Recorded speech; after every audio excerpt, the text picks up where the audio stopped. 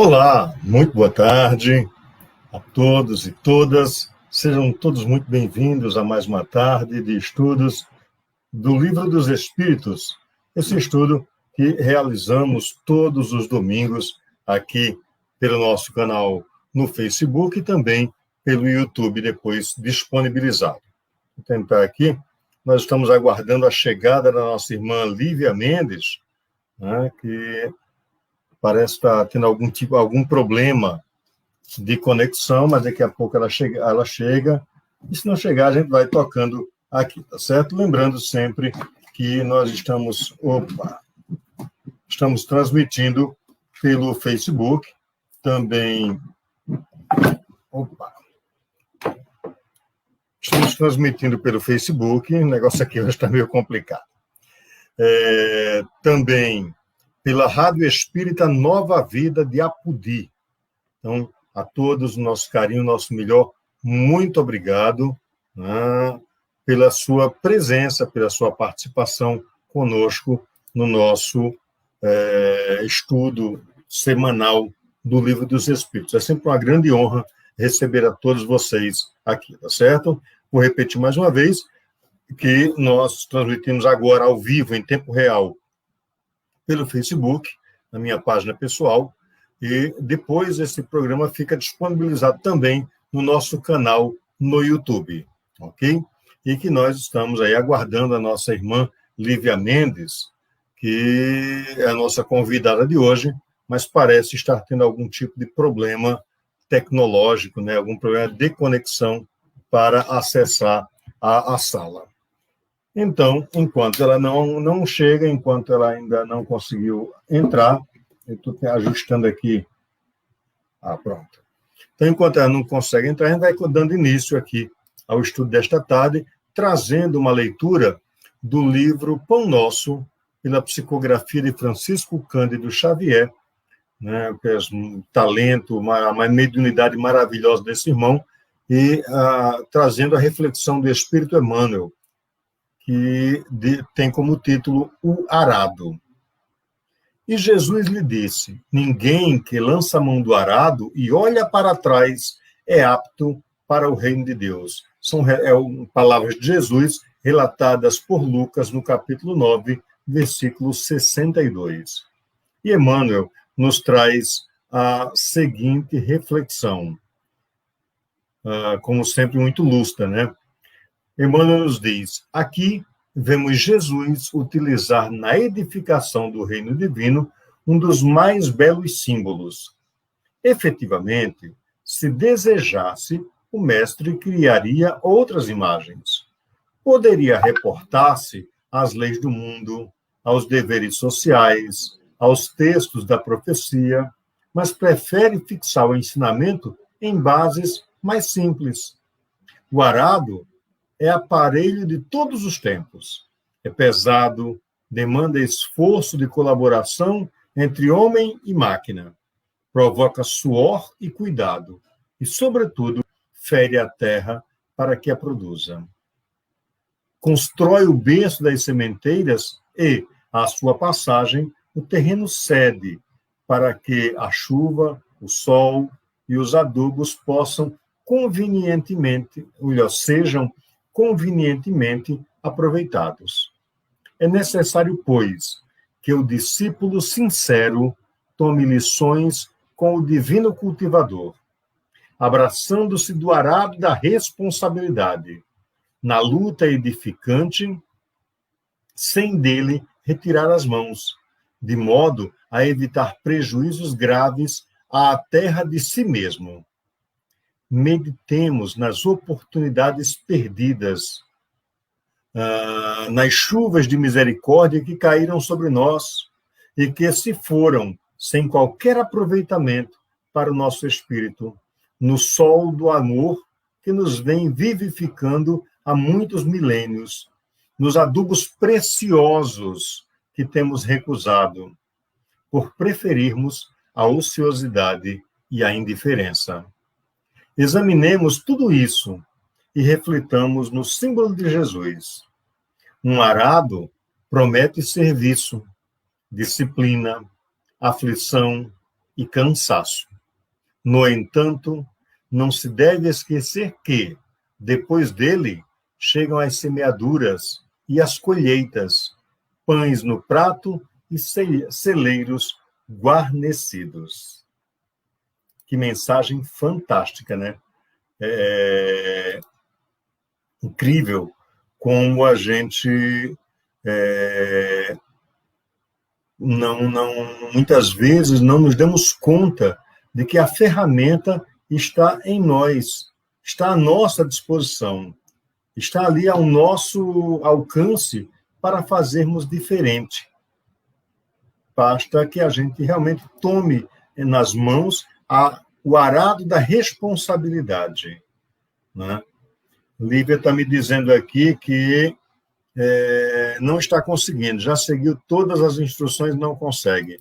Que pena, é uma pena realmente que a nossa irmã Lívia é uma pessoa de um conhecimento fantástico, de uma generosidade ímpar, né?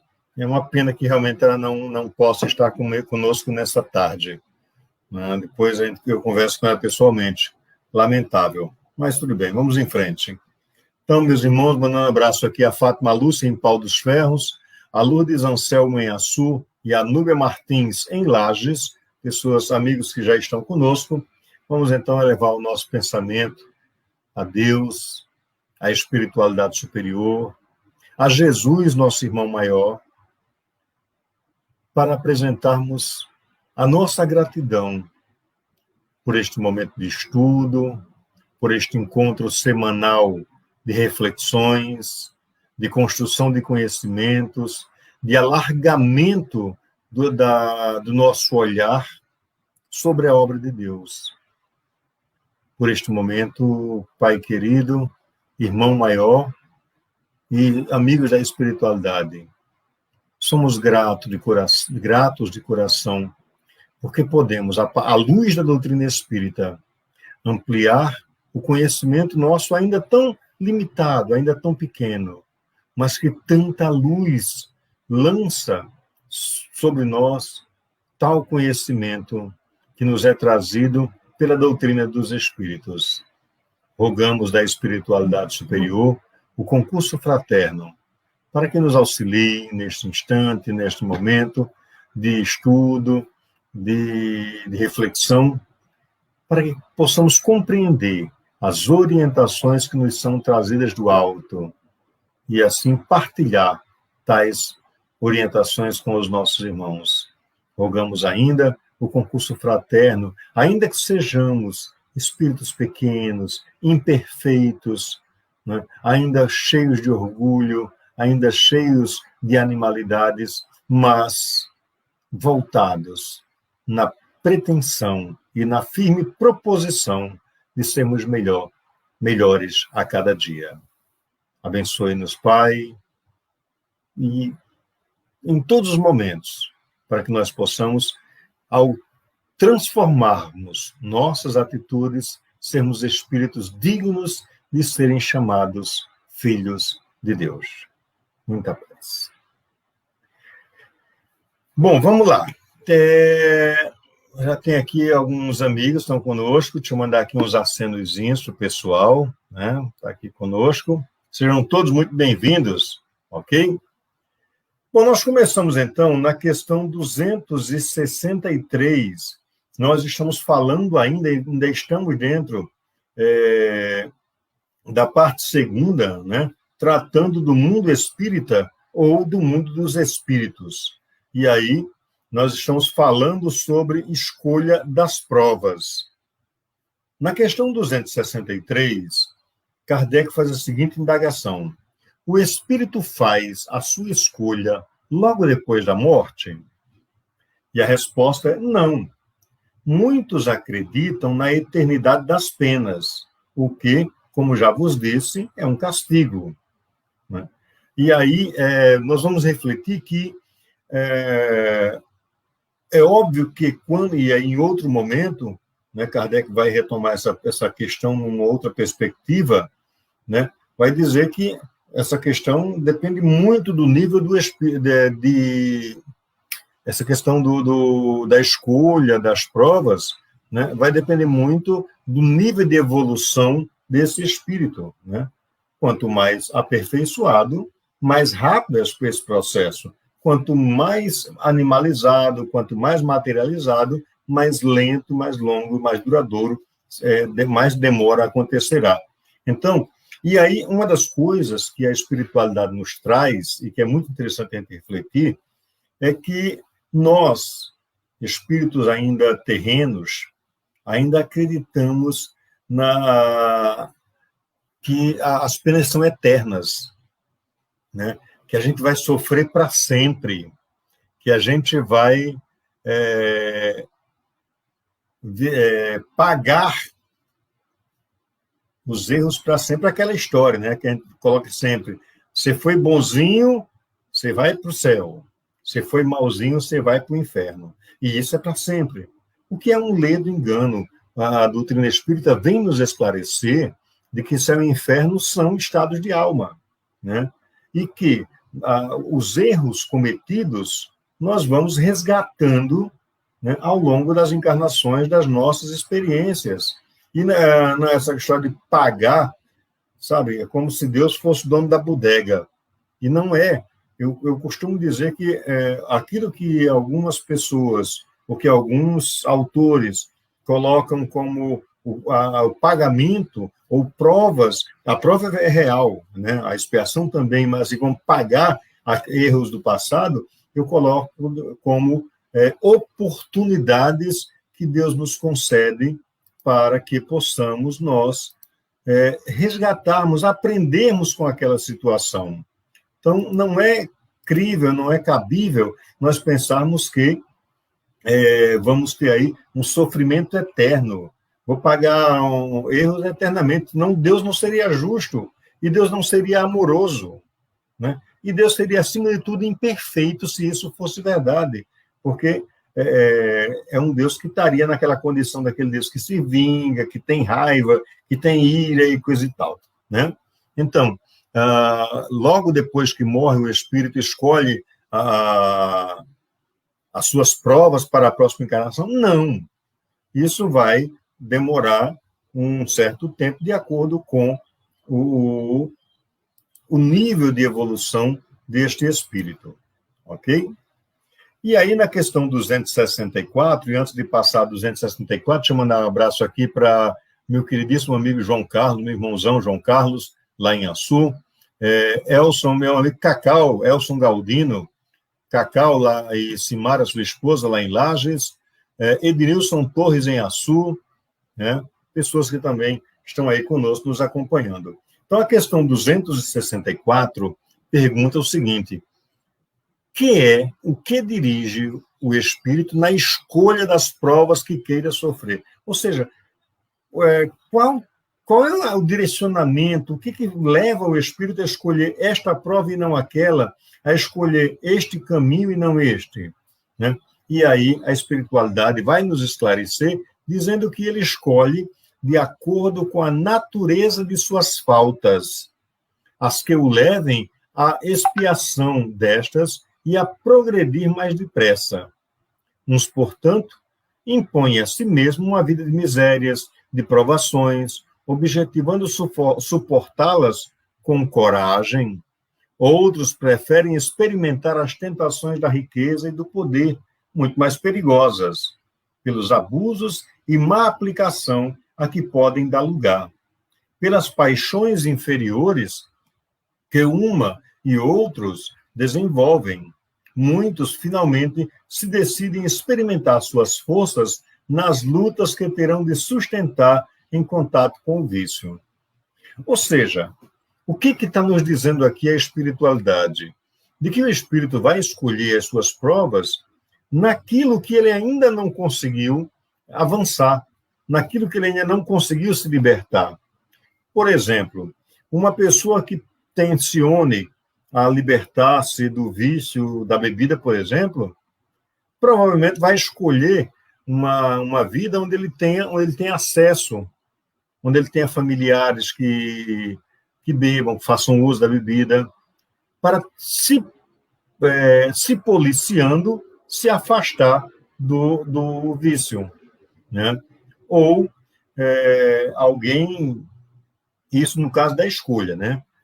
Alguém, por exemplo, escolhe viver a questão de viver na Terra sem as condições materiais, faltando o material, na pobreza mesmo, muitas vezes na miséria extrema, né? Isso é um castigo de Deus? Não, pode ser uma escolha. Primeiro que Deus não castiga. Pode ser uma escolha do Espírito para vivenciar aquela situação, porque numa existência anterior, ele pode ter escolhido a riqueza e não soube utilizá-la. Ele pode ter escolhido viver abastadamente e acabou não sabendo como utilizar e fazendo disso um elemento para a sua queda. Não é isso? Então, o que a espiritualidade vai nos dizer é que estas escolhas das provas, elas vão se dar de acordo com a necessidade que o espírito tenha.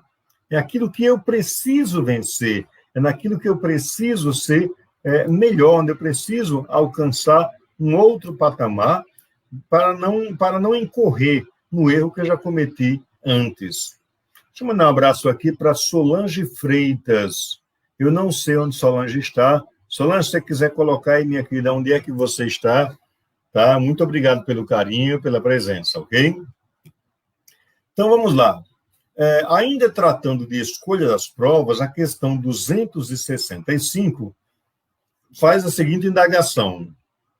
Havendo espíritos que, por provação, escolhem o contato do vício, outros não haverá que busquem por simpatia, pelo desejo de viverem num meio conforme os seus gostos, ou para poderem entregar-se materialmente a seus pendores materiais? E olha só como Kardec vai numa profundidade da coisa, porque ele questiona anteriormente se como é que o que conduz, né, a escolha desse espírito.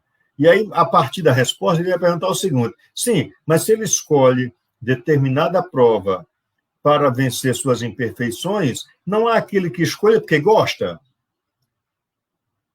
Ok, Solange. Solange está em Carnaubais, aqui no Rio Grande do Norte. Um abraço grande, minha querida. Muita paz. Solange, acho que eu sei quem é. A menina é a Sol, que trabalhou comigo lá na escola Alcides Vanderlei. Pessoa maravilhosa. Uma cozinheira de mão cheia.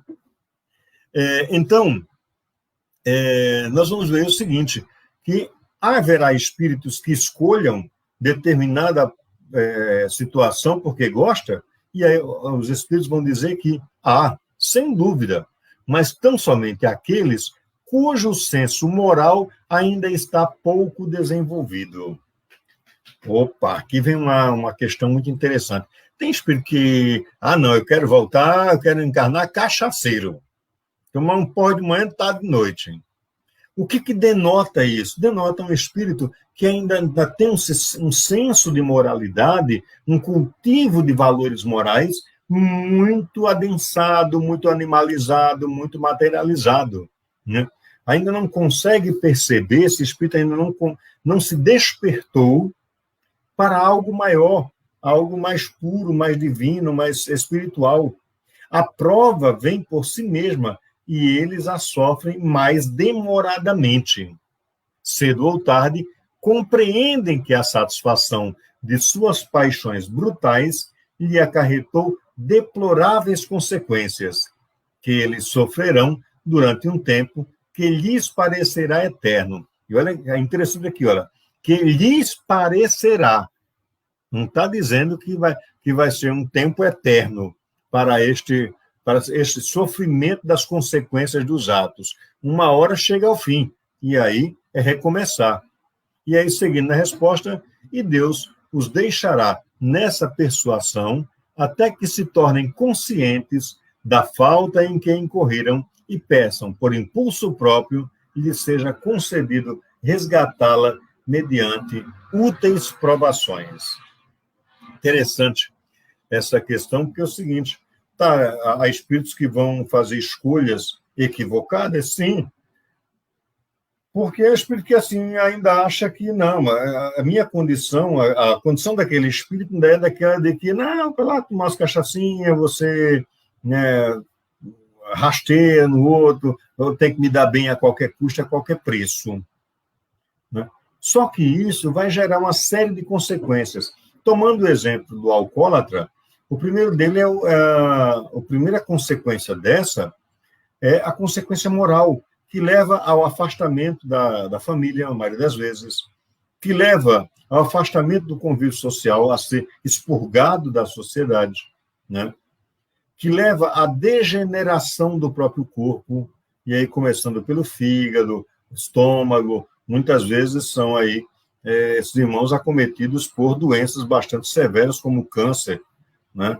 Ou como a cirrose hepática, ou tantos outros tipos de doenças que a bebida pode causar quando usada em demasia. Estou dizendo que é certo ou errado beber? Não estou entrando nesse mérito. Estou dizendo que ninguém pode beber? Não estou entrando nesse mérito.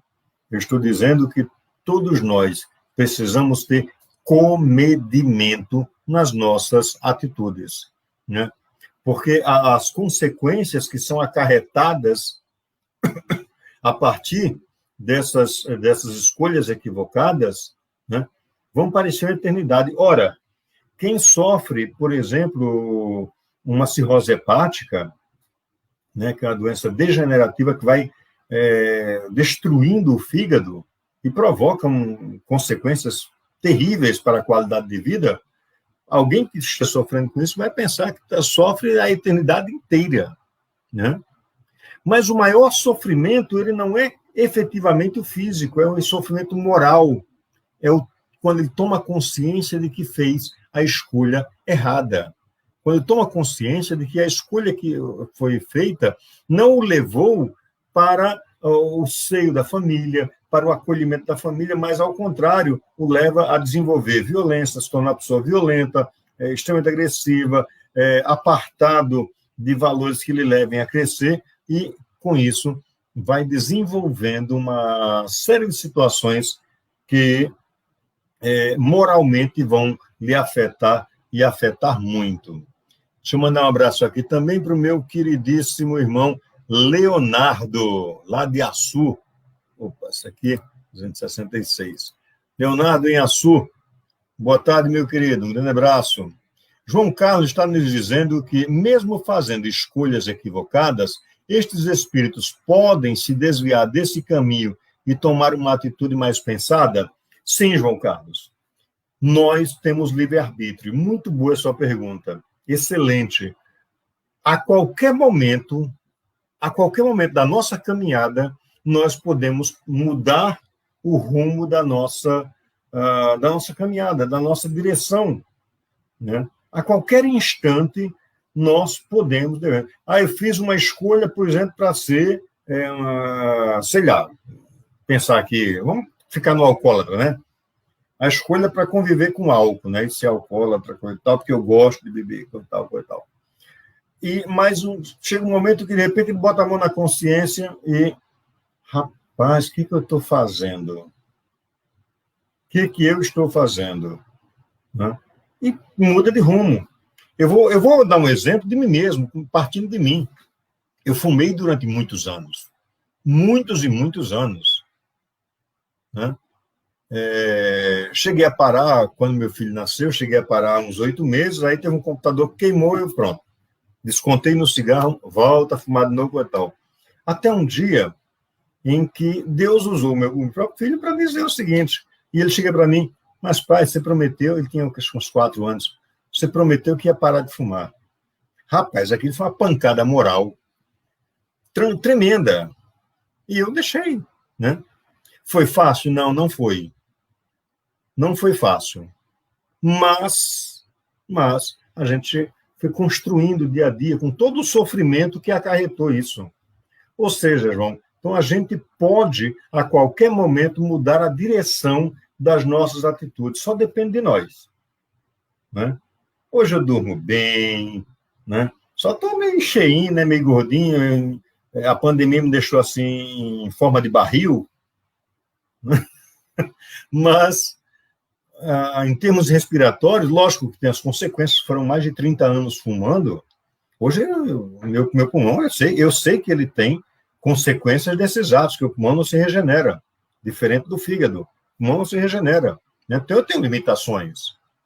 E tenho consciência de que não foi Deus que quis assim, não, fui eu que construí pelas minhas escolhas erradas. Mas no momento em que eu tomei a decisão de mudar de direção, eu mudei essa direção. Então, a qualquer instante, qualquer um de nós, podemos e devemos mudar a rota para uma rota melhor, né? E aí, como é que eu vou saber se essa rota é melhor? Eu costumo dizer o seguinte, faça a seguinte pergunta. Nesta situação, o que faria Jesus se fosse com ele? Que estivesse vivendo isso? E a sua consciência lhe responderá. Ok, João? Obrigado pela pergunta, meu querido.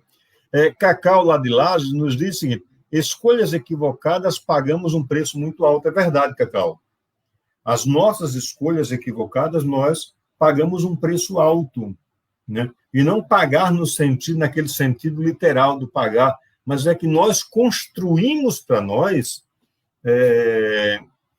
olha a repetição, né? É que nós construímos situações que nos levam a esse sofrimento, tanto físico como moral. Foi Deus que quis assim? Não, foi a minha escolha equivocada. Não dá para jogar a culpa para A ou para B. Se a gente começa a ver que foi um erro pessoal, foi algo muito próprio meu que me levou a fazer tais escolhas, né? Seja na escolha, na espiritualidade para a reencarnação, ou seja na escolha diária, aqui, encarnado. Ah, mas depois que eu estou encarnado ainda posso fazer escolha? Claro! Todos nós podemos e fazemos escolhas constantemente. Constantemente. O bônus ou consequência, o bônus ou ônus dessas escolhas, nós vamos experimentando ao longo da existência. Ok? A questão 266 é um texto bem... Kardec vai trazer um texto bem longo que eu vou comentar sem me ater à leitura literal, tá certo? A pergunta é, não parece natural que se escolham as provas menos dolorosas? E aí a espiritualidade vai dizer, pode parecer-vos a vós, ao espírito não. Logo que este se desliga da matéria, cessa toda a ilusão e outra passa a ser a sua maneira de pensar. João está aqui agradecendo e dizendo, valeu, meu amigo, e sobre essa quarentena, todos estamos mudando. Verdade, João. E aí, meus amigos, essa questão 266 é muito importante. Nós, espíritos encarnados, espíritos de terceira ordem, espíritos ainda presos a este mundo, né, de provas e expiações, ainda muito focados no orgulho, no egoísmo, nesses grandes cânceres que ainda cultivamos, certamente a gente pode assim, não, eu vou escolher aqui uma prova, isso na nossa condição, né, de espírito aqui encarnado, terreno, orgulhoso, egoísta, coisa tal, e aí isso pode pensar, se fosse para a gente fazer essa escolha agora, né, para a próxima encarnação, não, eu vou escolher aqui um negocinho mais fácil, mais light, sem muitas dificuldades, porque aí eu vou passar tranquilo, né? Só que este é o pensamento nosso, do espírito imperfeito. Quando a gente se desliga do corpo, quando a gente deixa o corpo pelo processo do desencarne, ou morte, como todo mundo chama, né? A nossa visão não é que a gente vai saber de tudo, tá? Não, morreu, agora sabe de tudo, é onisciente, né? Tem consciência de tudo. Não, a coisa não é por aí, calma. Mas nós deixamos de ter essa ilusão de que o mais fácil é a coisa melhor a fazer. Porque nós tomamos consciência, após o desencarne, tanto dos equívocos e avanços passados, quanto das possibilidades que nós temos para o futuro. E qual é o grande propósito do encarnar, desencarnar, encarnar, desencarnar, encarnar, desencarnar, nascer, morrer, nascer, morrer, nascer? Por que isso acontece? Qual o propósito disso? É algo assim despropositado? Deus assim faz para se divertir? Não.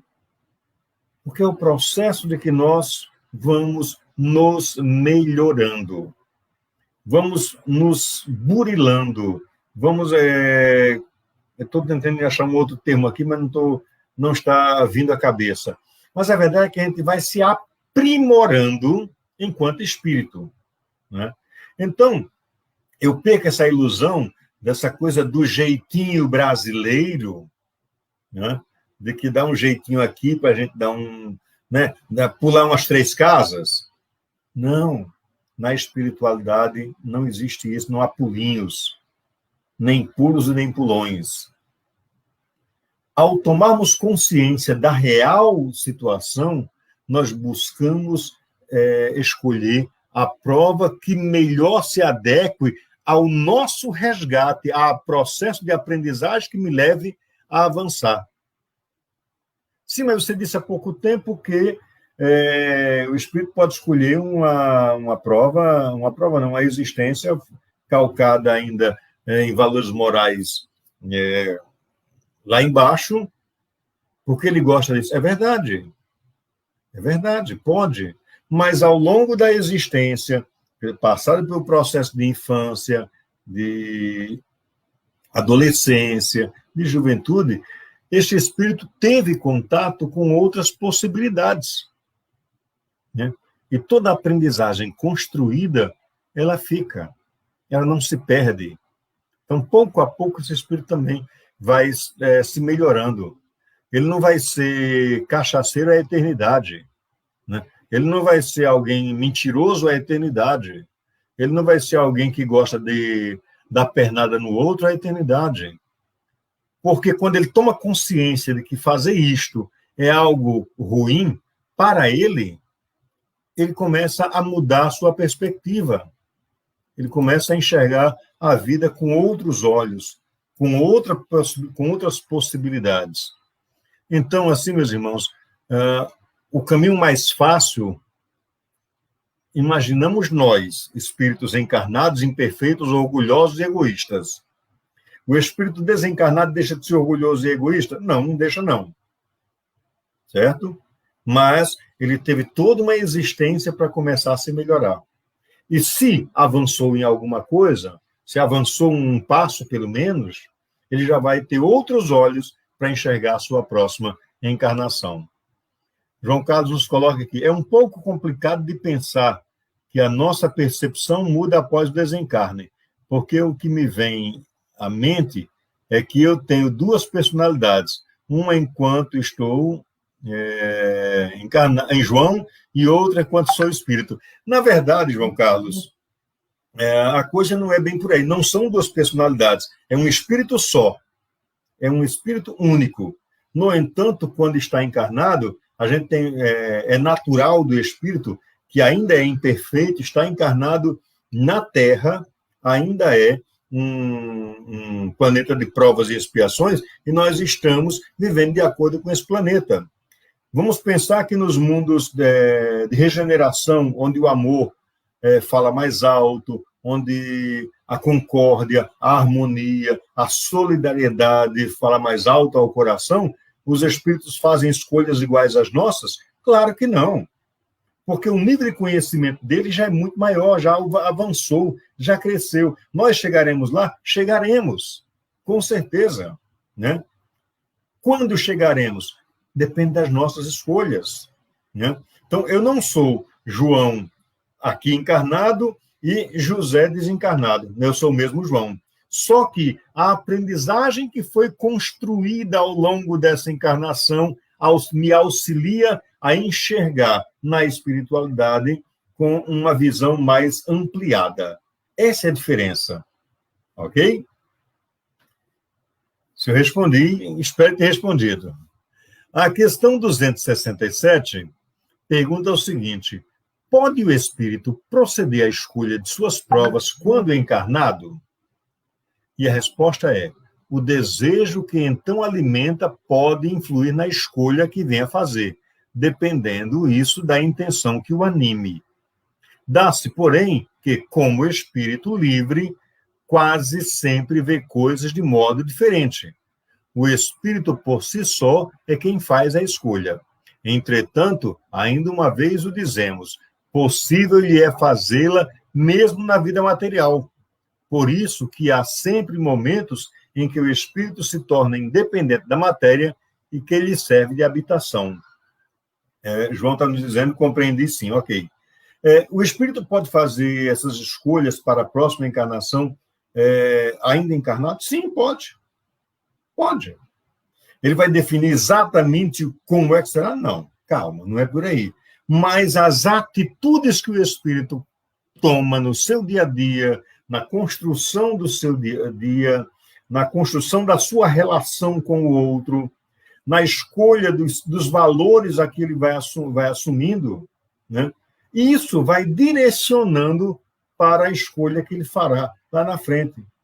Lembra que eu falava há poucos instantes que as aprendizagens construídas ao longo de uma existência vão influenciar na escolha para a próxima existência? É exatamente isso. É porque nós, ao longo desta existência presente que estamos aqui todos nós, aquilo que nós vamos aprendendo e praticando e botando em prática, que não adianta saber e não fazer, né? O saber sem fazer não serve para coisa nenhuma. Só saber não faz, não. Ao contrário, serve sim para insuflar ainda mais o orgulho, né?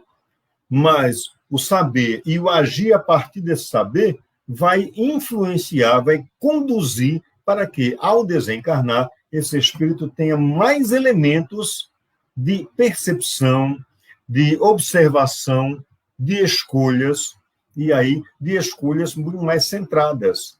Se ele faz escolhas terrenas no seu dia a dia, com bons valores morais, por bons valores morais, valores como a caridade, como o amor, como o respeito, como a solidariedade, deu uma enganchada aqui na solidariedade. Esses elementos, claro, vão abrindo novas portas existenciais. E esse espírito vai se encontrando melhor a cada dia. E certamente o aprender desta relação, ao desencarnar, ao tomar consciência de um plano mais amplo, ele vai perceber o seguinte: quando eu era maléfico, eu tinha esse tipo de atitude e de consequência.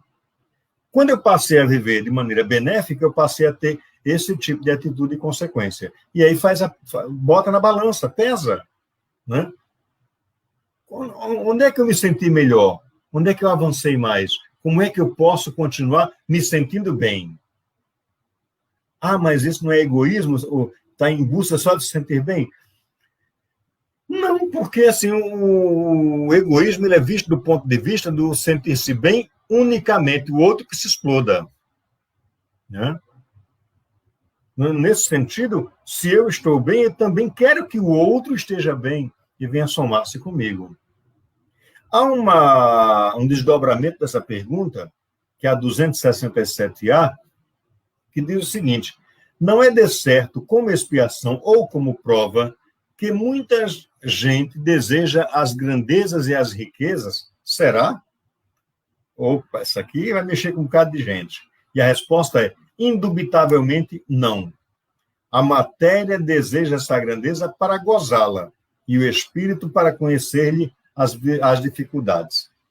Olha só aqui uma grande diferença, né? Quando nós fazemos as escolhas na matéria, estamos encarnados e fazemos escolha, eu tenho que me dar bem de qualquer jeito. Para isso, eu vou dar pernada, vou passar por cima de quem quer que seja para conseguir ser rico. No meu trabalho, pouco me importa quem vai sofrer. Eu preciso me dar bem, né?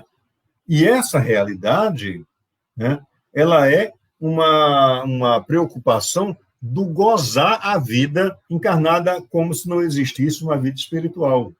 É aquela história que a gente sempre diz, que Você chega na Terra, você encarna, e aí leva a vida unicamente trabalhando para juntar dinheiro, um propósito de juntar dinheiro. E você vai estragando tua saúde para juntar dinheiro. Quando chega a adultez, você conquistou o dinheiro, né? 50, 60 anos, você juntou dinheiro, mas você não tem mais saúde para gozar o dinheiro que juntou. Qual é a saída, então? Trabalhe com honestidade, com seriedade, trabalhe com respeito ao próximo, trabalhe com uma postura moral de coletividade e ganhe seu dinheiro, mas sem fazer disso o foco central da sua vida. O dinheiro precisa ser uma consequência das suas boas escolhas. Porque todos nós precisamos dos recursos materiais. Nós estamos encarnados, nós vivemos num mundo material que necessita do material para existir. Agora, a questão é, como é que eu existo? Eu faço do material o meu foco maior, o meu foco central, o meu farol, ou os valores morais são o guia, o norte pela qual eu oriento a minha vida? Aquilo que Jesus nos ensinou, os valores que Jesus nos ensinou, o que ilumina a minha caminhada, ou eu ainda continuo naquela história do farinha pouca, meu pirão primeiro e o outro que se rebente? Então, são reflexões que nós precisamos fazer a cada dia. Então, no espírito, quando estamos em espírito, por termos uma visão mais ampliada, então, a gente começa a enxergar a coisa com outros olhos. Ou seja, eu não estou preocupado em escolher uma vida com o dinheiro de riqueza, coisa e tal, e de poder, para gozar este poder, mas para enfrentar as dificuldades que essa realidade me apresenta e pela qual eu possa aprender a vencê-las, a domá-las. Ok? Deixa eu mandar um abraço aqui para quem? Cláudia Maria Oliveira, minha amiga Claudinha, boa tarde. Vera Silva também está conosco aqui em Natal. Cláudia Dutra também aqui em Natal conosco. Ana Delfina Cabral Santos está em Campina Grande, seja muito bem-vinda. Maria Lima está em Açu, ou Campo Grande. Das duas, uma. Né? Cláudia Dutra fez um comentário que eu vou... Não está bem dentro do tema, mas eu gostaria de tocar no comentário que ela fez. Jesus Cristo precisa vir em matéria novamente. Será, Cláudia? Realmente Cristo precisa encarnar outra vez para que nós possamos aprender? E o que nós faríamos? Não o crucificaríamos mais uma vez?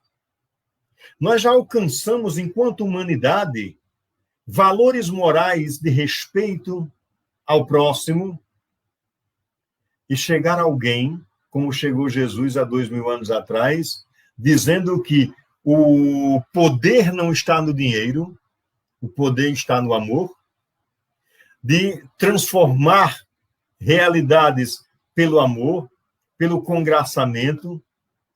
E o que foi que fizeram?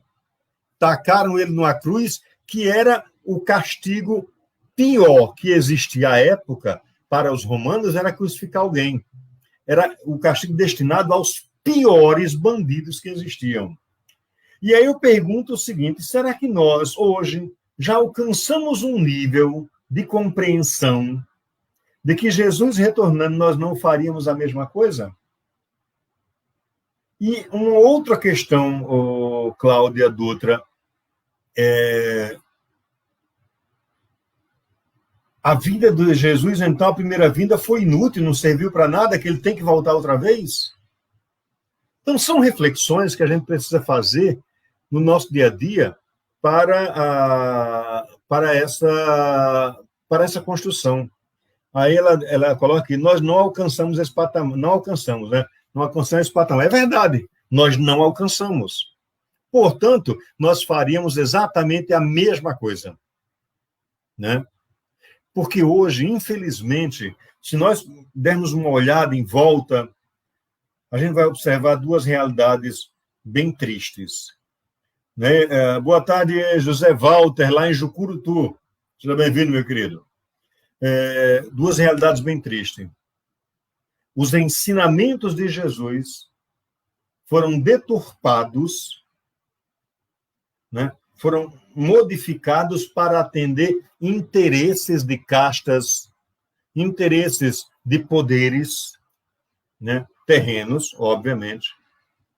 E hoje, Jesus, para muitos, infelizmente, continua sendo uma mercadoria vendida nos templos. É duro dizer isso, é difícil dizer isso, mas hoje Jesus é um artigo para ser vendido nos templos, né? De muitas perspectivas.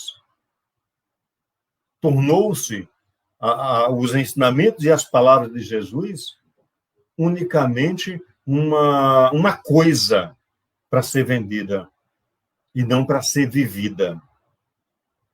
A sociedade, hoje, cada vez mais eu me convenço de que nós ainda caminhamos na direção do milagre fácil. Eu quero as coisas fáceis sem que eu precise modificar, sem que eu precise transformar nada em mim. Eu vou ali e compro um milagre. Outro dia eu vi na internet uma pastora, né, vendendo um milagre por R$10.000. Se você quisesse um milagre e uma unção, seria R$15.000. Se quisesse um milagre, uma unção e uma profecia, seria R$25.000. É um absurdo um negócio desse. O que prova o quanto Jesus os seus ensinamentos foram deixados de lado. Os seus ensinamentos foram abandonados para transformar a figura do mestre em um elemento de comércio. Triste isso, né? Cláudia Oliveira nos diz, verdade, em muitos tempos as palavras de Jesus são tratadas como mercadorias. Verdade, é isso, sabe? Dói a gente dizer isso, mas aí tem uma outra questão. Cabe a nós, cada um de nós, que já alcançamos o conhecimento do que Jesus nos ensinou, cabe a nós assumirmos a bandeira de exemplificarmos aquilo que Jesus nos ensinou.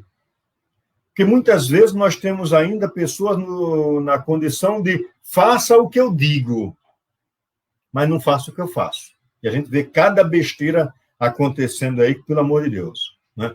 Isso não é só nesta naquela perspectiva. Ah, não, espírita não acontece. Não, acontece também. Infelizmente acontece, né? Ainda acontece no meio espírita, como acontece no catolicismo, no protestantismo, em todos os ismos que você possa imaginar. Por quê? Porque nós somos espíritos imperfeitos.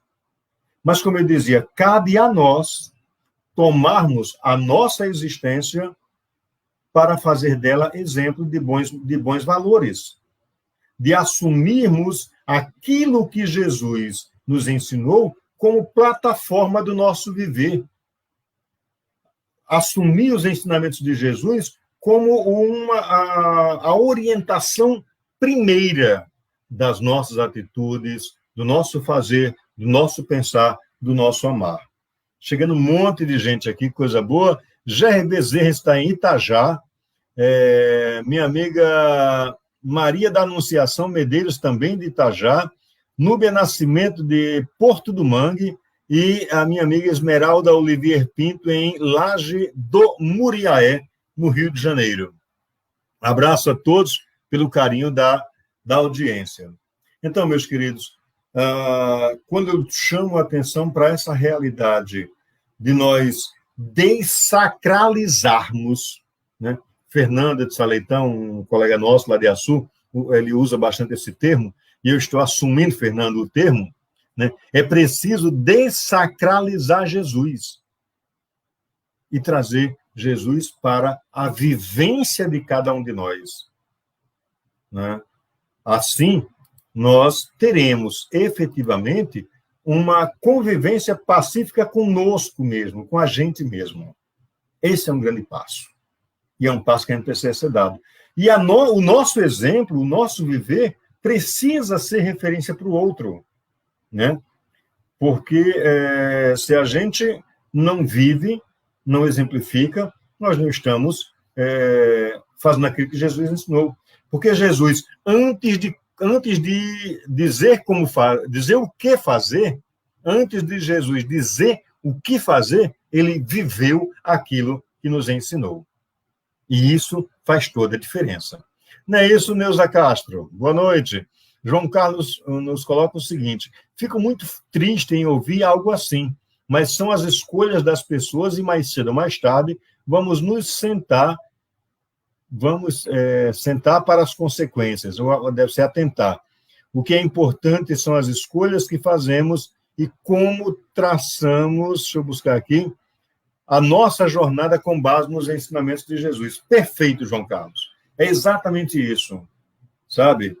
Em algum momento, nós não vamos sentar num tribunal, tendo Deus, aquele velhinho de barbas brancas, com um martelo na mão, o martelo da justiça na mão, dizendo você presta ou você não presta. Não, isso não acontece. Mas a nossa própria consciência vai estar nos cobrando das oportunidades recebidas para sermos melhor, para termos decência moral e que nós não aplicamos. A nossa própria consciência vai nos cobrar as atitudes equivocadas que tivemos, as escolhas equivocadas que fazemos. E, a partir daí, nós vamos perceber e entender que a oportunidade perdida gera uma consequência moral. A questão 200, estamos nos encaminhando para o final, a questão 268 pergunta o seguinte: até que chegue ao estado de pureza perfeita, tem o espírito que passar constantemente por provas?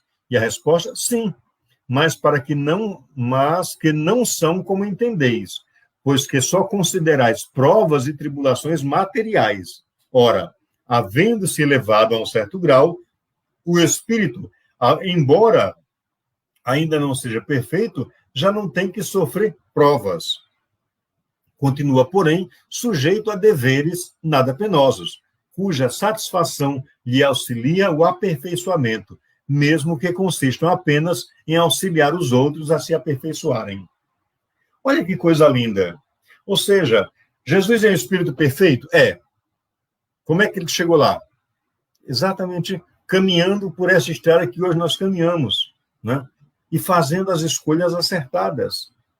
Deus não criou Jesus, aquele espírito perfeitinho, né, para estar lá no mundo crístico, e criou os outros para passarem por tudo isso. Não. Deus cria todos exatamente iguais. Jesus é um espírito bastante antigo, né? Jesus estava presente ao lado do Pai quando a Terra foi concebida, foi feita, né? E Deus refere-se a ele, vamos lá, Jesus participou do processo de construção da Terra. Mas, então, para chegar a esse estado de pureza, né, nós vamos precisar passar por provas, mas não provas como as nossas aqui. Quanto mais evoluído é o espírito, ele vai a mundos mais evoluídos, e nesses mundos mais evoluídos, as suas provas serão diferentes. Não terão as dificuldades que a gente tem aqui. E o grau de satisfação que essas provas geram para o espírito levam-o ainda para mais avante na sua evolução. Quantos espíritos maravilhosos, irmãos, das mais diversas perspectivas religiosas, aqui não se trata de religião, né? Mas eu vou citar pelo menos 3 ou 4 de religiões distintas que, com seus exemplos, auxiliaram tanta gente. O primeiro e maior deles é o próprio Jesus, né? Até hoje nós somos auxiliados dia após dia pelos ensinamentos de Jesus, pelo exemplo moral de Jesus. Cabe a nós segui-lo ou não, e assumimos as consequências do seguir ou não. Se nós pensarmos, por exemplo, vou pensar aqui no catolicismo, Francisco de Assis, São Francisco, né? O exemplo de amor para com todos, Vou ainda, o exemplo de Agostinho, né, que os católicos chamam de Agostinho Santo Agostinho, né, para nós Agostinho de Hipona. Santo Agostinho foi um teólogo, e é um teólogo dos mais brilhantes no planeta Terra. E os seus estudos, os seus ensinamentos contribuem até hoje para o nosso melhoramento. Tem um pastor, ele é norte-americano, Ted Smith, que é um exemplo moral. Acho que a igreja dele é batista. Ted Smith é um exemplo moral, né? Um exemplo de pessoa, de amor, de doação para com o próximo. Né? Lógico que ele foi perseguido na sua própria comunidade. Na sua própria comunidade ele foi perseguido pela doação que ele tinha para com o mais pobre. No catolicismo, vou chamar também Francisco, o atual Papa. Quanto de exemplo moral e de exemplo de amor este homem tem dado. Vamos pensar, por exemplo, Chico Xavier, que dedicou a sua existência a servir ao próximo. Quem ainda não leu, por exemplo, a biografia de Chico, não conhece um milésimo. E mesmo a biografia ainda é pobre frente a tudo aquilo que Chico representa. Né?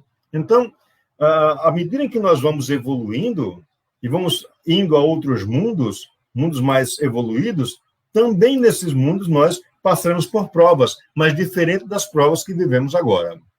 A questão 269 pergunta o seguinte: pode o espírito enganar-se quanto à eficiência da prova que escolheu? E a resposta: pode escolher uma que esteja acima das suas forças e sucumbir.